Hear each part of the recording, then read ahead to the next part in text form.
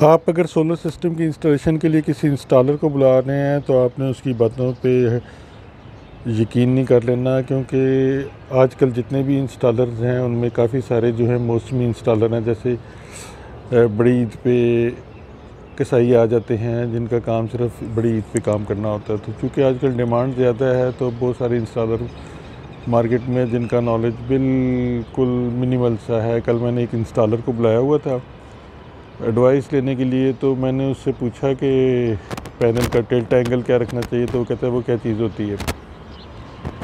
इसके अलावा जो आपके इंस्टॉलर हैं उनके पास बने बनाए सॉल्यूशंस होते हैं जो उन्होंने डिसाइड किए होते हैं कैसे करना है, और पैनल्स की इंस्टॉलेशन में उनकी कोशिश होती है आपको अपलिफ्ट स्ट्रक्चर की तरफ लेके जाएं। उसकी वजह ये है कि अपलिफ्ट स्ट्रक्चर की जो भी कॉस्ट है उसमें उनका अपना प्रॉफिट भी शामिल होता है, और फिर उनको सिखाया ये जाता है कि अपलिफ्ट स्ट्रक्चर जो है वो ज़्यादा बेनिफिशियल है।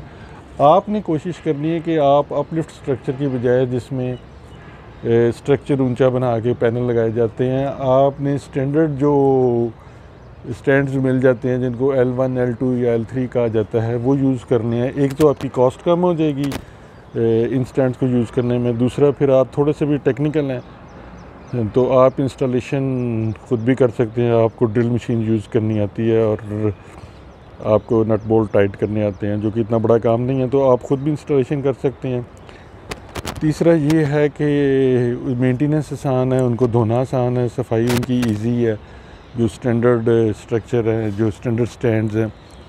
और चौथा ये है कि कोई ट्रबल शूटिंग करनी पड़ जाए, कोई आपने देखनी है कोई तार कहीं से कट गई है, कुछ हो गया है, तो उसको आपने देखना है, चेक करना है, तो वो भी स्टैंडर्ड स्टैंड्स में बहुत ईजी है। फिर स्टैंडर्ड स्टैंड्स का ये भी फ़ायदा है कि आप जो है इसका एंगल जो है चेंज कर सकते हैं। गर्मियों में टिल्ट एंगल जो है वो 20-25 रखा जाता है और सर्दियों में 30-35 रखा जाता है, ताकि आप मैक्सिमम जो है सोलर की प्रोडक्शन ले सकें। जो अपलिफ्ट स्ट्रक्चर है उसमें आपका एंगल एक तो चेंज नहीं हो सकता, दूसरा आपने उसमें एंगल जो है वो आपने थोड़ा रखना होता है, यानी आपने 12, 13, 15 रखना होता है। उसकी वजह ये होती है क्योंकि वो हवा में होता है, ऊपर होता है, तो उसको हवा का प्रेशर ज़्यादा बर्दाश्त करने के लिए बनाया जाता है। और अगर आप ज़्यादा टिल्ट एंगल रखेंगे तो उस पे जो है हवा का प्रेशर ज़्यादा पड़ेगा और उसका टूटने का या पैनल्स के उड़ जाने का ख़तरा होता है। ये मैंने पुराने पैनल यहाँ से रिमूव कर देने हैं और इनको ऑफिस में लगा देना है। यहाँ पे नए पैनल्स लगाने हैं, और ये जहाँ पे पुराने पैनल्स लगे हुए हैं यहाँ 3 L2 स्टैंड लग जाएंगे और 6 पैनल्स इधर लग जाएंगे।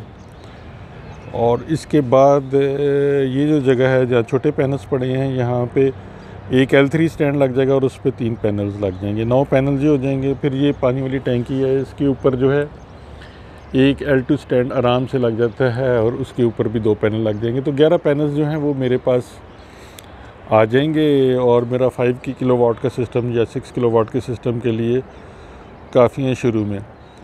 इसकी टोटल कॉस्ट मेरी जो स्टैंड्स लगाने की आ रही है वो 32,000 रुपये आ रही है, जबकि जो इंस्टॉलर्स ने मुझे कोट किया हुआ है वो अपलिफ्ट अगर लेता हूँ तो किसी ने 1.5 लाख, किसी ने 2 लाख, किसी ने 2.5 लाख भी कोट किया हुआ है। तो आप देख रहे हैं कि कितना ज़्यादा कॉस्ट का फ़र्क है। ये जो डिफरेंस है, जो सेविंग होती है, इससे आप एडिशनल सोलर पैनल ले सकते हैं और उनको आप बेशक ऐसी जगह पे भी लगा दें जहाँ पे दिन में थोड़ा सा साया भी आता है, तो फिर भी आपको उसका बेनिफिट ज़्यादा है। और सफाई की कन्वीनियंस और मेंटेनेंस की कन्वीनियंस तो है ही है आपके पास।